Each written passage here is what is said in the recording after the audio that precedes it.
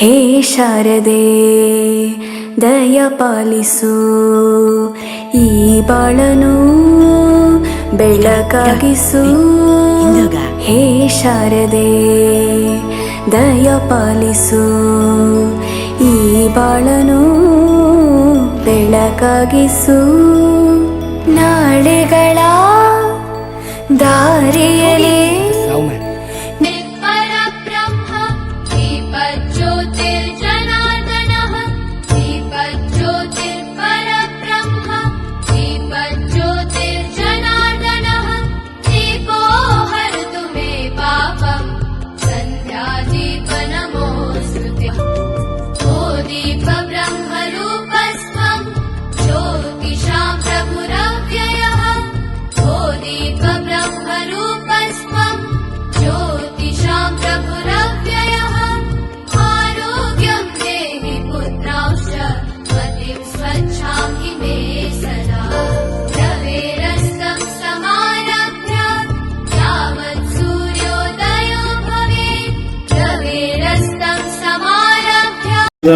Annual day celebration ಒಳಗೆ ನಾವೆಲ್ಲರೂ ಕೂಡ ಇದ್ದೀವಿ. ಪೂರ್ಣಜ್ಞಾನ ಸ್ಕೂಲ್ ಮತ್ತು ನವೋದಯ ವಿದ್ಯಾಮಂದಿರ ಶಾಲೆಯ ವತಿಯಿಂದ ಹಮ್ಮಿಕೊಂಡಿರುವಂಥ ಆನ್ಯುವಲ್ ಸೆಲೆಬ್ರೇಷನ್ ವೇದಿಕೆ ಮೇಲೆ ಉಪಸ್ಥಿತರಿರುವಂಥ ಬಹಳ ವಿಶೇಷವಾಗಿರುವಂಥ ಅತಿಥಿಗಳು ಡಾಕ್ಟರ್ ಬಸವರಾಜ್ ನರಸಣಿಗೆ ಅವರಲ್ಲೂ ಕೂಡ ಶರಣಾರ್ಥಿಗಳನ್ನು ಸಲ್ಲಿಸ್ತಾ, ವೇದಿಕೆ ಮೇಲೆ ಉಪಸ್ಥಿತರಿರುವಂಥ ಡಾಕ್ಟರ್ ದೇವಾನಂದ್ ಬಿರಾದರ್ ಸರ್ ಅವರಲ್ಲೂ ಕೂಡ ಶರಣಾರ್ಥಿಗಳನ್ನು ಸಲ್ಲಿಸ್ತಾ, ಆತ್ಮೀಯ ಶ್ರೀಮಠದ ಶಿಷ್ಯರಾಗಿರುವಂಥ ಶರಣಯ್ಯ ಹಿರೇಮಠ ಅವರಲ್ಲೂ ಕೂಡ ಶರಣಾರ್ಥಿಗಳನ್ನು ಸಲ್ಲಿಸ್ತಾ, ಸಂಗನಗೌಡ ಪಾಟೀಲ್ ಅವರಲ್ಲೂ ಕೂಡ ಶರಣಾರ್ಥಿಗಳನ್ನು ಸಲ್ಲಿಸ್ತಾ, ನಾಗರಾಜ್ ಸಜ್ಜನ್ ಅವರಲ್ಲಿ ಕೂಡ ಶರಣಾರ್ಥಿಗಳನ್ನು ಸಲ್ಲಿಸ್ತಾ, ಸಂತೋಷ್ ಅವರಲ್ಲೂ ಕೂಡ, ನಂದಗಾವಿ ಮಠ ಅವರಲ್ಲೂ ಕೂಡ ಶರಣಾರ್ಥಿಗಳನ್ನು ಸಲ್ಲಿಸ್ತಾ, ಮಲ್ಲಿಕಾರ್ಜುನ್ ಕಲ್ಯಾಣಿ ಅವರಲ್ಲೂ ಕೂಡ ಶರಣಾರ್ಥಿಗಳನ್ನು ಸಲ್ಲಿಸ್ತಾ, ಶಿವಕುಮಾರ್ ಅವರಲ್ಲಿ ಕೂಡ ಶರಣಾರ್ಥಿಗಳನ್ನು ಸಲ್ಲಿಸ್ತಾ, ಪಾರ್ವತಿ ಮೇಡಮ್ ಅವರಲ್ಲಿ ಕೂಡ ಶರಣಾರ್ಥಿಗಳನ್ನು ಸಲ್ಲಿಸ್ತಾ, ರೇಣುಕಾ ಮೇಡಮ್ ಅವರಲ್ಲಿ ಕೂಡ ಶರಣಾರ್ಥಿಗಳನ್ನು ಸಲ್ಲಿಸ್ತಾ, ವಿಶೇಷವಾಗಿ ವೇದಿಕೆ ಮೇಲೆ ಉಪಸ್ಥಿತರಿದ್ದು ಎಲ್ಲ ಕಾರ್ಯಕ್ಕೂ ಕೂಡ ಚೇತನ ಮೂರ್ತಿಗಳಾಗಿರುವಂಥ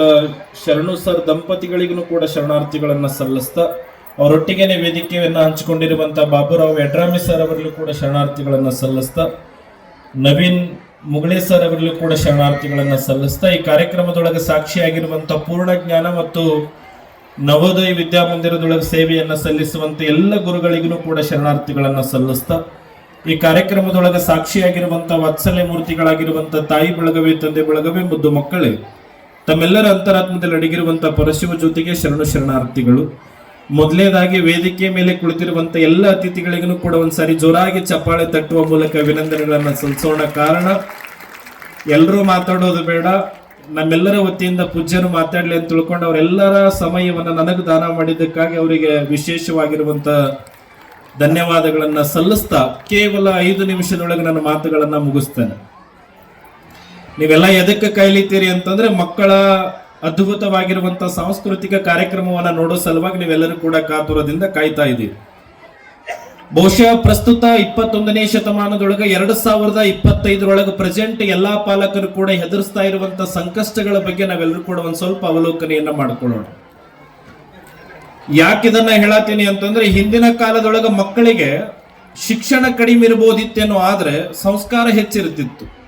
ಆದ್ರೆ ಈಗಿನ ಬರಬರ್ತಾ ದಿನೇ ದಿನ ಏನಾಗ್ತಾ ಇದೆ ಅಂತಂದ್ರೆ, ಶಿಕ್ಷಣ ಹೆಚ್ಚಾಗ್ತಿದೆ, ಸಂಸ್ಕಾರ ಕಡಿಮೆ ಆಗ್ತಾ ಇದೆ. ನಾ ಹೇಳಕ್ ಹೊರಟಿದ್ದೇನು ಅಂತಂದ್ರೆ, ಬಹಳ ಲಕ್ಷ್ಯ ಇಟ್ಕೊಂಡು ಪಾಲಕರು ಸಿಕ್ಕಿರುವಂತದ್ದು ವರ್ಷದೊಳಗೆ ಇದು ಒಂದೇ ದಿನ ನಮಗ್ ಅಂದ್ರೆ ಸಂಸ್ಥೆಯವರಿಗೆ, ಶಿಕ್ಷಕರಿಗೆ ಮತ್ತು ಶಾಲೆಯವರಿಗೆ ಸಿಕ್ಕಿರುವಂತದ್ದು ಎಲ್ಲಾ ಶಾಲೆಯವರಿಗೆ ವರ್ಷದೊಳಗೆ ಒಂದು ದಿನ ಚಲೋ ಕೇಳೋ ದಿನ ಅಂದ್ರೆ ಅದು ಈ ದಿನ ಮಾತ್ರ. ಪೇರೆಂಟ್ಸ್ ಮೀಟಿಂಗ್ ದಿನನೂ ಕೂಡ ಒಬ್ಬರು ಬರ್ತೀರಿ, ಒಬ್ಬರು ಬರೋದಿಲ್ಲ, ನಡೀತದದು, ಇರ್ಲಿ ಪರವಾಗಿಲ್ಲ. ಎಲ್ಲರೂ ಬಿಸಿ, ಎಲ್ಲರೂ ಕೆಲಸದ ಒತ್ತಡದೊಳಗೆ ಕೇಳಿದ್ರೆ ಏನ್ ಹೇಳ್ತೀರಿ ಅಂದ್ರೆ, ಅಪ್ಪರೇ ನಾವು ದುಡಿಯೋದೇ ಮಕ್ಕಳ ಸಲಹೆಕಲ್ರಿ ಅಂತ ತಿಳ್ಕೊಂಡು ಹೇಳ್ತೀರಿ, ಸತ್ಯ. ಆದ್ರೂ ಕೂಡ ಕೆಲವೊಂದು ವಿಚಾರಗಳನ್ನ ಈ ಸಂದರ್ಭದೊಳಗೆ ತಿಳಿಸಕ್ ನಾನು ಇಚ್ಛಾ ಪಡ್ತೇನೆ. ಈಗಿನ ಮಕ್ಕಳಿಗೆ ಶಿಕ್ಷಣ ಏನೋ ಬಹಳ ಚಲೋ ದೊರಕಾತದ ಕರೆ ಸಂಸ್ಕಾರ ಅನ್ನುವಂಥದ್ರೊಳಗೆ ಎಡುತ್ತಾ ಇದೀವಿ.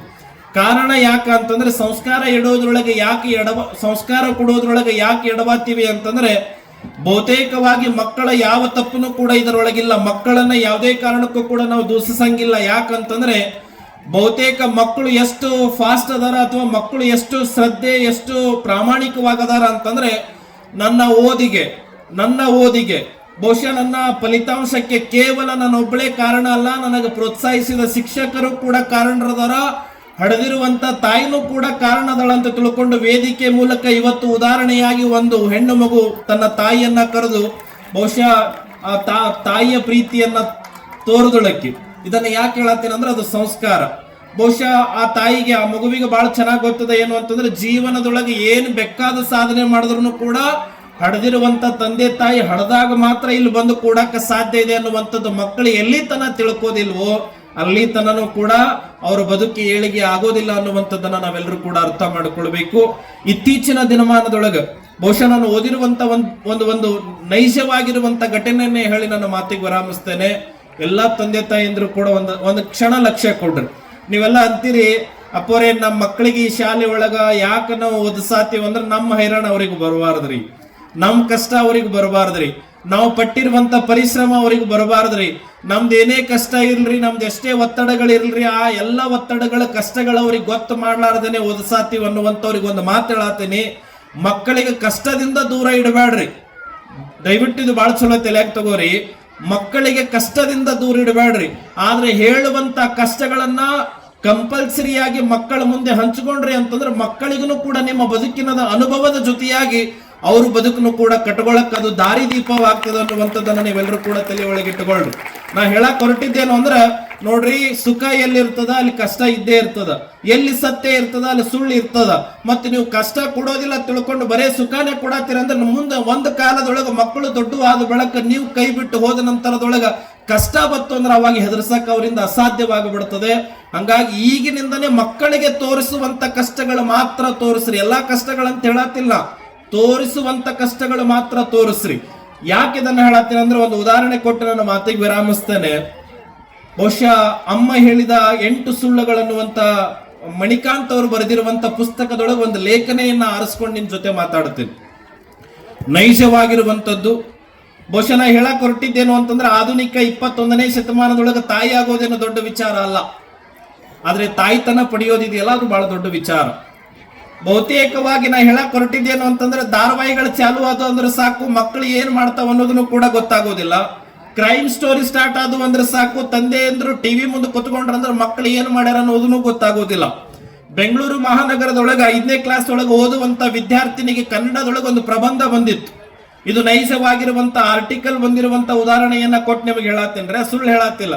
ಬೇಕಿದ್ರೆ ಇಲ್ಲಿ ಸಪ್ನಾ ಬುಕ್ ಹೌಸ್ ಒಳಗ ಪುಸ್ತಕ ಸಿಗ್ತದ, ತಗೊಂಡು ಹೋಗಿ ನೋಡ್ರಿ. ಬೇಕಿದ್ರೆ ನಾ ಹೇಳಿದ್ರೊಳಗದ ಅಮ್ಮ ಹೇಳಿದ 8 ಸುಳ್ಳು ಅನ್ನುವಂತ ಪುಸ್ತಕದೊಳಗ ಮಣಿಕಾಂತ್ ಅವ್ರು ಎಷ್ಟು ಸುಂದರವಾಗಿ ಬರದಾರ ಅಂದ್ರೆ, ಆ ಲೇಖನಿಯನ್ನ ಆರಿಸ್ಕೊಂಡು ಬರದಾರ ಅಂದ್ರೆ, 5ನೇ ಕ್ಲಾಸ್ ಓದುವಂತ ವಿದ್ಯಾರ್ಥಿನಿಗೆ ಒಂದು ಕನ್ನಡದೊಳಗ ಪ್ರಬಂಧ ಏನು ಬಂದಿತ್ತು ಅಂತಂದ್ರೆ, ಒಂದು ವೇಳೆ ಭಗವಂತ ನಿನಗೇನಾದ್ರೂ ಪ್ರತ್ಯಕ್ಷ ಆದ್ರೆ ಭಗವಂತಗೆ ಏನಂತ ಕೇಳ್ಕೋತಿ.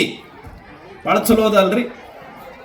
5ನೇ ಕ್ಲಾಸ್ ಒಳಗೆ ಓದುವಂತ ಮಗುವಿಗೆ ಕನ್ನಡದೊಳಗೆ ಒಂದು ಪ್ರಬಂಧ ಏನು ಕೇಳಿದ್ರಂದ್ರೆ, ಒಂದು ವೇಳೆ ಭಗವಂತ ದೇವರು, ಯಾವುದೇ ದೇವರು ಇರಲಿ, ಧರ್ಮದ ಅನುಸಾರವಾಗಿ ದೇವರನ್ನ ತಗೊಳ್ಳೋಣ, ನೀವು ಪೂಜೆ ಮಾಡೋ ದೇವ್ರು ತಗೊಳ್ಳೋಣ, ಆ ದೇವರು ನಿನಗೇನಾದ್ರೂ ಪ್ರತ್ಯಕ್ಷ ಆದ ಅಂತಂದ್ರೆ ಆ ದೇವರಿಗೆ ನೀ ಏನಂತ ಕೇಳ್ಕೊಂತಿ ಅಂದಾಗ ಆ ಮಗು ಮೊದಲೇದಾಗಿ ಬರ್ದಿದ್ದೇನು ಅಂತಂದ್ರೆ, ಭಗವಂತ ಪ್ಲೀಸ್ ನನಗೆ ಟಿವಿಯನ್ನಾಗಿ ಮಾಡಿಬಿಡು, ಟಿವಿಯನ್ನಾಗಿ ಮಾಡಿಬಿಡು ಅಂತ ಬರೀತಂತ. ಮುಂದೆ ಬರಿತಾ ಹೋಗ್ತದ ಆ ಮಗು. ಬರಿತಾ ಏನಂತ ಬರಿತಾ ಹೋಗ್ತದ ಅಂದ್ರೆ, ಬೆಳಿಗ್ಗೆ ಹಿಡ್ಕೊಂಡು ಸಾಯಂಕಾಲ ದಿನಚರಿ ಒಳಗೆ ಏನೇನ್ ನಡೆದದ ಎಲ್ಲಾನು ಕೂಡ ಬರೀತಾಳೆ. ಯಾಕೆ ಟಿವಿಯನ್ನಾಗಿ ಮಾಡಿಬಿಡು ಅಂತ ಕೇಳಿತ್ತು ಆ ಮಗು ಅಂತಂದ್ರೆ, ಬೆಳಗಿನ ಜಾವ 6 ಗಂಟೆಗೆ ಎದ್ದು ನನ್ನ ತಾಯಿ ಹಂತೆಯಲ್ಲಿ ಹೋದಾಗ ನನ್ನ ತಾಯಿ ಜೀವನನೇ ನಾನೇ ಅಂತ ತಿಳ್ಕೊಂಡು ಎಲ್ಲರ ಮುಂದೆ ಹೇಳ್ಕೊಂಡು ಬಂದಾಕಿ ಟಿವಿ ಮುಂದೆ ಕುತ್ಕೊಂಡು ಯಾವನೇ ಹೇಳುವಂತ ದಿನವನ್ನ ಚಲೋ ಅದ ಇಲ್ಲ ಅಥವಾ ರಾಶಿ ಚಲೋ ಅದ ಇಲ್ಲ ತಿಳ್ಕೊಂಡು ಯಾವನೇ ಹೇಳುವಂತ ಜ್ಯೋತಿಷ್ಯವನ್ನ ನೋಡ್ಕೊಂಡು ಕುಂತಿರ್ತಾಳ. ಜ್ಯೋತಿಷ್ಯನ ಮಾತು ಕೇಳ್ತಾಳ, ಟಿವಿ ಒಳಗೆ ಹೇಳುವಂತವನ ಮಾತು ಕೇಳ್ತಾಳ, ನನ್ನ ಮಾತು ಕೇಳೋದಿಲ್ಲ. ಭಗವಂತ ಟಿವಿಗೆ ಕೊಡುವಂತ ಕಿಮ್ಮತ್ತು ನನಗೆ ಕೊಡಲಾಗಳ, ದಯವಿಟ್ಟು ನನಗೆ ಟಿವಿಯನ್ನಾಗಿ ಮಾಡಿಬಿಡು, ಟಿವಿಯನ್ನಾಗಿ ಮಾಡಿಬಿಡು ಅಂತ ಮಗು ಕೇಳುತ್ತೆ. ಯಾವಾಗ ಶಾಲೆಗೆ ಹೋಗ್ಬೇಕಂತ ತಿಳ್ಕೊಂಡು 8 ಗಂಟೆಗೆ ನಮ್ಮ ಅಪ್ಪನಂತೆಲ್ಲ ಹೋಗ್ತೀನಿ. ಅಪ್ಪ ಇದ್ದಾವ ಟಿವಿ ಒಳಗ ಟಿವಿ ಚಾಲು ಮಾಡ್ಕೊಂಡು ಯಾವ ರೋಡ್ ಚಾಲು ಅದ ಯಾವ ರೋಡ್ ಬಂದದ ಅಂತ ತಿಳ್ಕೊಂಡು ಟ್ರಾಫಿಕ್ ಜಾಮ್ ನೋಡ್ಕೊಂಡು ತನ್ನ ಡ್ಯೂಟಿಗೆ ಹೋಗೋ ಸಲುವಾಗಿ ಟಿವಿ ನೋಡ್ಕೊಂಡು ಅವ ಕುಂತಿರ್ತಾನ. ಭಗವಂತ ನಮ್ಮ ಅಪ್ಪನು ಕೂಡ ಟಿವಿಗೆ ಕೊಡುವಂತ ಕಿಮ್ಮತ್ತು ನನಗೆ ಕೊಡಲಾಗ್ಯಾನ. ಭಗವಂತ ನನಗೆ ಪ್ಲೀಸ್ ಟಿವಿಯನ್ನಾಗಿ ಮಾಡಿಬಿಡು, ಟಿವಿಯನ್ನಾಗಿ ಮಾಡಿಬಿಡು. ಶಾಲೆಗೆ ಹೋಗಿ ಮರಳಿ ಬರುವಂತ ಗಳಿಗೆ ಒಳಗ ತಾಯಿ ಅಂತಲ್ಲಿ ಹೋಗಿ, ಬಹುಶಃ ಇದು ನೈಜವಾಗಿರುವಂತ ಒಂದು ಮಗು ಬರೆದಿರುವಂತದ್ದು ರೀ. 5ನೇ ಕ್ಲಾಸ್ ಮಗು ಬರೆದಿರುವಂತ ನೈಜವಾಗಿರುವಂತ ಪ್ರಬಂಧ ಇದು. ಬಹುಶಃ ಮಕ್ಕಳಿಗೆ ನಾವು ತಂದೆ ತಾಯಿ ಆದವರು ಎಷ್ಟು ಅಗಾಧವಾಗಿರುವಂತ ಭಯಾನಕವಾಗಿರುವಂತ ಬದುಕು ಅವರೊಟ್ಟಿಗೆ ಬದುಕ್ತಾ ಇದೀವಿ ಅನ್ನುವಂಥದ್ದು ಇದನ್ನು ಕೂಡ ಒಂದು ಕನ್ನಡಿಯ ಬದುಕು. ಬಹುಶಃ ಇದನ್ನ ತಿಳ್ಕೊಂಡವರಿಗೆ ಬಹಳ ಅರ್ಥ ಇದೆ. ಯಾವಾಗ ಶಾಲೆ ಮುಗಿಸ್ಕೊಂಡು ಸಾಯಂಕಾಲ ಬರ್ತೀನಿ, ಬಂದ ಕೂಡಲೇ ನನ್ನ ತಾಯಿ ಅಂತಲ್ಲಿ ಹೋಗಿ ಮಾತಾಡಿಸ್ಬೇಕು ಅನ್ನುವಷ್ಟೊಳಗೆ ಯಾವುದೋ ಒಂದು ಹಳಿ ಮೂವಿ ಟಿವಿ ಒಳಗೆ ಬಂದಿರುವಂತ ಕಾರಣಕ್ಕಾಗಿ ಆ ಮೂವಿಯನ್ನ ನೋಡ್ಕೊಂತ ಕುಂತಿರುವಂತ ನನ್ನ ತಾಯಿ ನನಗೆ ಬೈದು ಹೇಳ್ತಾಳೆ, ಕೈ ಒಳಗೆ ರಿಮೋಟ್ ಹಿಡ್ಕೊಂಡು ನನಗೆ ಹೇಳ್ತಾಳೆ, ಹೋಗು ನಿನ್ನ ಸಲಕ್ಕೆ ಏನಾದ್ರೂ ಸ್ನಾಕ್ಸ್ ಮಾಡಿಟ್ಟಿನಿ, ಅದು ತಿಂದು ಪಟ್ನೆ ಟ್ಯೂಷನ್ಗೆ ಹೋಗ್ಬಿಡು ಅಂತ ತಿಳ್ಕೊಂಡು ನನಗೆ ಬಂದು ತಿನ್ನಿಸುವಂತ ಪುರುಸತ್ನು ಕೂಡ ನನ್ನ ತಾಯಿಗಿಲ್ಲ. ಟಿವಿಗೆ ಕೊಡುವಂತ ಕಿಮ್ಮತ್ತು ಕೂಡ ನನಗೆ ಕೊಡ್ತಾ ಇಲ್ಲ. ಭಗವಂತ ಪ್ಲೀಸ್ ನನಗೆ ಟಿವಿಯನ್ನಾಗಿ ಮಾಡಿಬಿಡು, ಟಿವಿಯನ್ನಾಗಿ ಮಾಡಿಬಿಡು ಅಂತ ಬೇಡ್ಕೊಂಡ್ಲು. ಟ್ಯೂಷನ್ಗೆ ಹೋದ್ಲು. ಸಾಯಂಕಾಲ 6 ಗಂಟೆಗೆ ತಾಯಿ ಅಂತೆಲ್ಲ ಬಂದು ತಾಯಿಯ ತೊಡೆ ಮೇಲೆ ಕುತ್ಕೊಂಡು ಒಂದು 4 ಪ್ರೀತಿಯ ಮಾತುಗಳನ್ನ ಕೇಳಬೇಕು ಅಂತ ಮಗು ಏನಾದ್ರೂ ಪ್ರಯತ್ನ ಪಡ್ತು ಅಂದ್ರೆ ಸರಿಯಾಗಿ ಸಂಜೆ 6 ಗಂಟೆಗೆ ದೇವ್ರ ಸಿಕ್ಕನ ಖರೆ ಮನೆಯೊಳಗಿರುವಂತ ತಾಯಿಯಂದ್ರೆ ಬಹುತೇಕ ಸಿಗೋದಿಲ್ಲ. ಯಾಕಂದ್ರೆ ಧಾರಾವಾಹಿ ಚಾಲು ಆಗೋದೇ 6 ಗಂಟೆಗೆ. 6 ಗಂಟೆಗೆ ಹೋಗಿ ನಮ್ಮ ತಾಯಿ ಅಂತಲ್ಲಿ ಕೂಡ್ಬೇಕನ್ನೋದ್ರೊಳಗೆ ತಾಯಿ ಹೇಳ್ತಾಳೆ, ಟ್ಯೂಷನ್ ಒಳಗೆ ಕೊಟ್ಟಿದ್ದು, ಸ್ಕೂಲ್ ಒಳಗೆ ಕೊಟ್ಟಿರುವಂತ ಹೋಮ್ವರ್ಕ್ ಮಾಡಿ ಹೋಗು, ನಿಮ್ಮ ಅಪ್ಪ ಬರ್ತಾನ, ನಿಮ್ಮ ಅಪ್ಪ ಬಂದ್ ಬಳಕ ಮಲ್ಕೊಳಗಿತ್ತೆ ಅಂತ ತಿಳ್ಕೊಂಡು ಊಟ ಮಾಡಿ ಮಲ್ಕೊಳಗಿತ್ತು ಅಂತ ತಿಳ್ಕೊಂಡು ತಲೆ ಮೇಲೆ ಹೊಡೆದು ಮತ್ತೆ ಟ್ಯೂಷನ್ ಸ್ಕೂಲ್ ಹೋಮ್ವರ್ಕ್ ಬರೆಯಕ್ಕೆ ಕಳಿಸ್ತಾಳೆ. ಭಗವಂತ ಟಿವಿಗೆ ಕೊಡುವಂತ ಕಿಮ್ಮತ್ತು ನನಗೆ ಕೊಡ್ತಾ ಇಲ್ಲ. ಭಗವಂತ ಪ್ಲೀಸ್ ನನಗೆ ಟಿವಿಯನ್ನಾಗಿ ಮಾಡಿಬಿಡು, ಟಿವಿಯನ್ನಾಗಿ ಮಾಡಿಬಿಡು. ಅಪ್ಪ ಆಫೀಸಿಂದ ಬಂದು ಮುಖ ತೊಳ್ಕೊಂಡು ಊಟ ಮಾಡ್ತಾನೆ. ಜೊತೆಯಾಗಿ ಊಟ ಮಾಡೋದು ಅರ್ಧ ಗಂಟೆ ಹೊರತುಪಡಿಸಿ ಬಹುತೇಕ 9 ಗಂಟೆಗೆ ಟಿವಿ ಮುಂದೆ ಅವ ಕೂತ ಅಂತಂದ್ರೆ ಅವನ ಮಗಲಾಗ ನಾವು ಕೂತಂದ್ರೆ ನಾಳೆ ಬೆಳಿಗ್ಗೆ ಸ್ಕೂಲ್ ಅದ ಮಗಳೇ ಹೋಗಿ ಮಲ್ಕೋ ತಿಳ್ಕೊಂಡು ಬೈತಾನ, ಬೈದ್ ಕಳಿಸ್ತಾನ. ತಾ ಮಾತ್ರ ಕ್ರೈಮ್ ಸ್ಟೋರಿ ನೋಡ್ಕೊಂತ ಟಿವಿ ಮುಂದೆ ಕುಂತಿರ್ತಾನ. ಟಿವಿಗೆ ಕೊಡುವಂತ ಕಿಮ್ಮತ್ತು ನಮ್ಮಪ್ಪ ನನಗೆ ಕೊಡಲಾಗ್ಯಾನ. ಭಗವಂತ ಪ್ಲೀಸ್ ನನಗೆ ಟಿವಿಯನ್ನಾಗಿ ಮಾಡಿಬಿಡು, ಟಿವಿಯನ್ನಾಗಿ ಮಾಡಿಬಿಡು ಅಂತ ಬೇಡ್ಕೊಂತು. ಮಗು ಬರೆದಿರುವಂತ ಪತ್ರಿಕೆಯನ್ನ ಶಾಲೆ ಒಳಗೆ ಕನ್ನಡ ಶಿಕ್ಷಕಿ ಮನೆಗೆ ತಗೊಂಡು ಬರ್ತಾಳೆ, ಪರಿಶೀಲನೆ ಮಾಡಕ್ ಮನೆಗೆ ತಗೊಂಡು ಬರ್ತಾಳೆ. ತಂದ ನಂತರದೊಳಗ ಎಲ್ಲ ಪರಿಶೀಲನೆ ಆದ ನಂತರದೊಳಗೆ ಈ ಮಗು ಬರೆದಿರುವಂತ ಪ್ರಬಂಧ ಬಂದಿರ್ತದೆ. ಬಂದ ಆ ಪ್ರಬಂಧವನ್ನ ಓದುವಂತ ಗಳಿಗೆ ಒಳಗ ವಿಪರ್ಯಾಸ ಏನು ಅಂತಂದ್ರೆ ಆ ಮಗುವಿನ ಶಾಲೆ ಒಳಗ ಅವ್ರ ತಾಯಿ ಕನ್ನಡ ಶಿಕ್ಷಕಿಯಾಗಿ ಕೆಲಸ ಮಾಡ್ತಿರ್ತಾಳ. ಆ ತಾಯಿನೇ ಆ ಪತ್ರಿಕೆಯನ್ನ ನೋಡುವಂತ ಗಳಿಗೆ ಒಳಗ ತನಗೇ ಗೊತ್ತಿರ್ಲಾರ್ದಂಗ ಕಣ್ಣಾಗ ನೀರು ಬರ್ತಾವ. ಬಂದು ಬಳಕ ಗಂಡ ನೋಡ್ತಾನ. ಯಾಕಳತಿ ಅಂತಂದಾಗ ಇಲ್ಲ, ಒಂದು ಮಗು ಎಷ್ಟು ನೋವಿನಿಂದ ಇದನ್ನ ಬರೆದಿದೆ ನೋಡು ಬರ್ರಿ ಅಂತ ತಿಳ್ಕೊಂಡು ಗಂಡ ಹೆಂಡತಿ ಇಬ್ರು ಕುತ್ಕೊಂಡು ಓದ್ತಾರ. ಇಬ್ರು ತಮಗ ಗೊತ್ತಾಗಲಾರ್ದಂಗನೆ ಕಣ್ಣೊಳಗ ನೀರು ಬರ್ತಾವ. ಆ ಹೆಂಡತಿ ಗಂಡಗೆ ಹೇಳ್ತಾಳಂತ, ಜಗತ್ತಿನೊಳಗ ಇಂಥ ನತ್ತದೃಷ್ಟ ತಂದೆ ತಾಯಿಯಂದ್ರು ಕೂಡ ಅದಾರೇನು ಅಂತ ತಿಳ್ಕೊಂಡು ಒಬ್ರಿಗೊಬ್ರು ಮಾತಾಡ್ಕೊಂಡು ಪತ್ರಿಕೆಯನ್ನ ತಿರುಚಿ ನೋಡಿದಾಗ ಬಹುತೇಕ ಪತ್ರಿಕೆ ಯಾರ್ದಾಗಿರ್ತದ ಅಂದ್ರೆ ಆ ಮಗುವಿಂದ ಆಗಿರ್ತದ ಅನ್ನುವಂಥದ್ದನ್ನ, ಅವ್ರ ಮಗಳದೇ ಆಗಿರ್ತದ ಅನ್ನುವಂಥದ್ದನ್ನ ನಾವೆಲ್ಲರೂ ಕೂಡ ಅರ್ಥ ಮಾಡ್ಕೊಳ್ಬೇಕು ಬಂಧುಗಳೇ.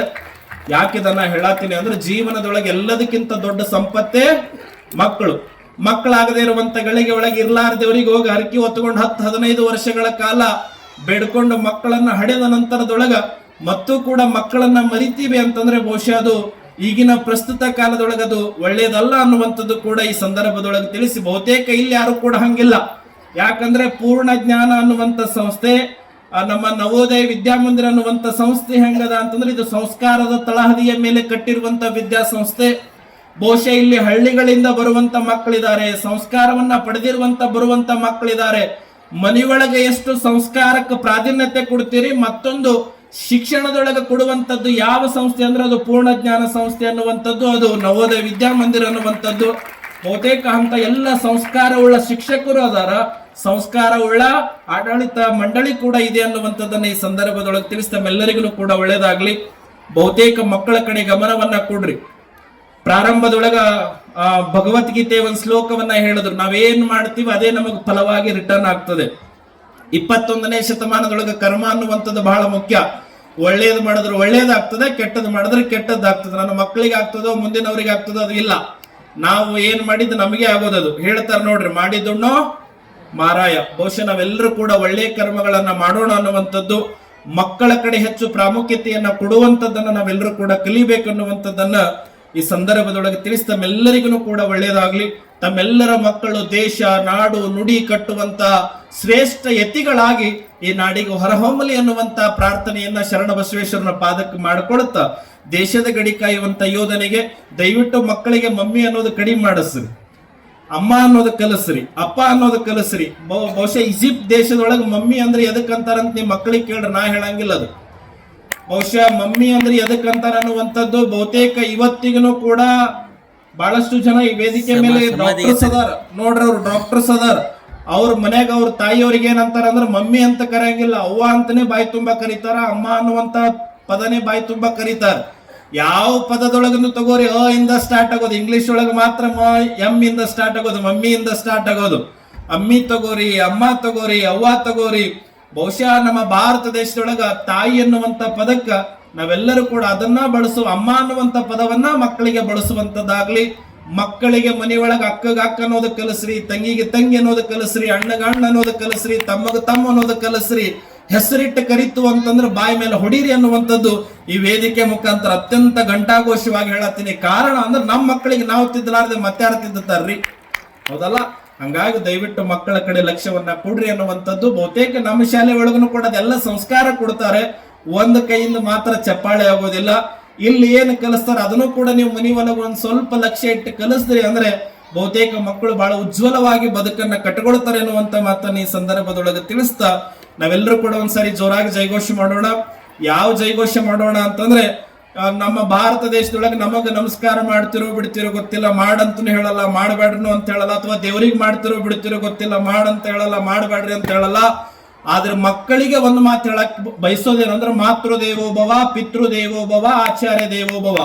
ಜಗತ್ತಿನೊಳಗ ಮೊದಲನೇದಾಗಿರುವಂತ ದೇವರು ಯಾರು ಅಂತಂದ್ರೆ, ಕಲಬುರಗಿ ಶರಣ ಬಸಪ್ಪಗ ಕಣ್ಣು ತುಂಬ್ಕೋಬೇಕಾದ್ರೆ ಹಡದ ತಂದೆ ತಾಯಿ ಹಡದಾರ ತಿಳ್ಕೊಂಡೆ ಅವ್ರಿಗೆ ನೋಡಕ್ ಸಾಧ್ಯ ಅದ. ಹಂಗಾಗಿ ಅವ್ರಿಗಿಂತ ದೊಡ್ಡವ್ರು ಯಾರು ಅಂತಂದ್ರೆ ನಮಗೆ ಜನ್ಮ ಕೊಟ್ಟಿರುವಂತ ತಂದೆ ತಾಯಿ ಅನ್ನುವಂಥದ್ದನ್ನ ನಾವೆಲ್ಲರೂ ಕೂಡ ನೆನಪಿನೊಳಗಿಟ್ಟುಕೊಳ್ಬೇಕು.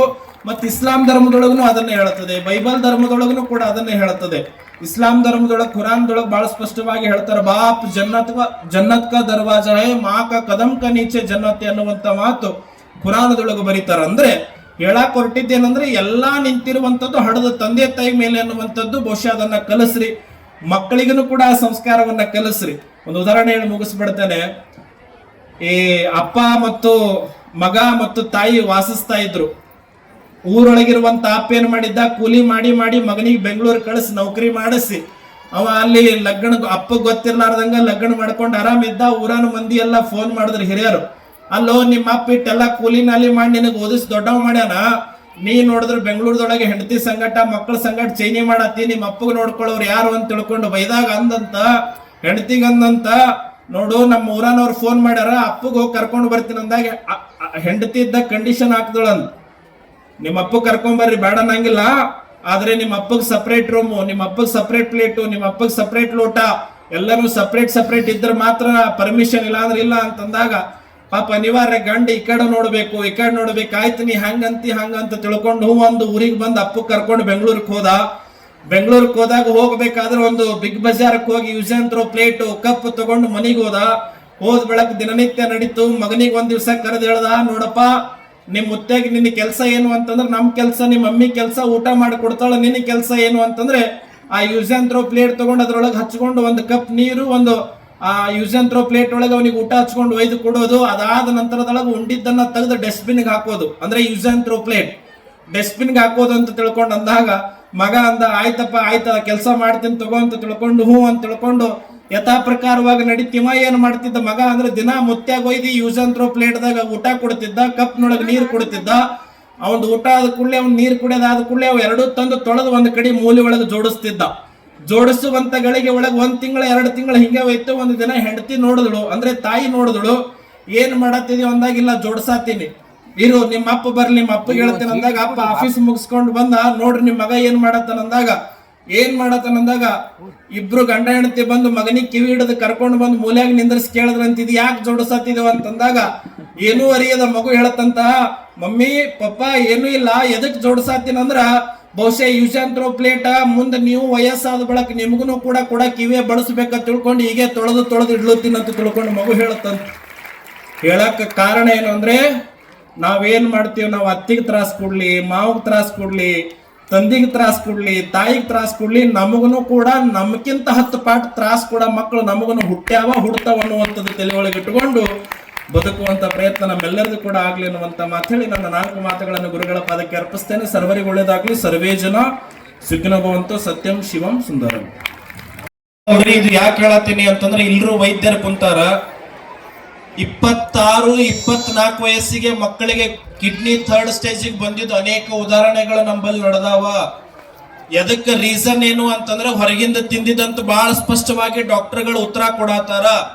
ಅವರು ಹೊರಗಿನವ್ರು ಚಲೋ ಟೇಸ್ಟ್ ಬರ್ಲಿ ಅಂತ ಸಿಕ್ಕಿದ್ ಅವ್ರು ಹಾಕಿ ತಿನ್ಸಾತಾರ, ತಿಂದಿರುವಂತವ್ರು ನಾವು ಬಹುತೇಕ ಅದನ್ನ ಹಾಳಾಗ್ತಾ ಇದೆ. ದಯವಿಟ್ಟು ಎಷ್ಟು ಸಾಧ್ಯ ಆದಷ್ಟು ಮಕ್ಕಳಿಗೆ ಹೊರಗಿಂದ ತಿನ್ನೋಸೋದನ್ನ ಅವಾಯ್ಡ್ ಮಾಡಿ ಮನೆಯೊಳಗ ತಿನ್ನಿಸುವಂತ ಪ್ರಯತ್ನ, ಮನೆಯೊಳಗ ಎಷ್ಟು ಸಾಧ್ಯ ಆದಷ್ಟು ಕಲ್ತು ಮಾಡುವಂತ ಪ್ರಯತ್ನದೊಳಗ ತಾವೆಲ್ಲರೂ ಕೂಡ ಇರ್ರಿ ಅಂತ ತಿಳ್ಕೊಂಡ ನನ್ನ ವೈಯಕ್ತಿಕವಾಗಿರುವಂತ ರಿಕ್ವೆಸ್ಟ್ ತಮ್ಮೆಲ್ಲರಿಗೂ ಕೂಡ ಧನ್ಯವಾದಗಳು.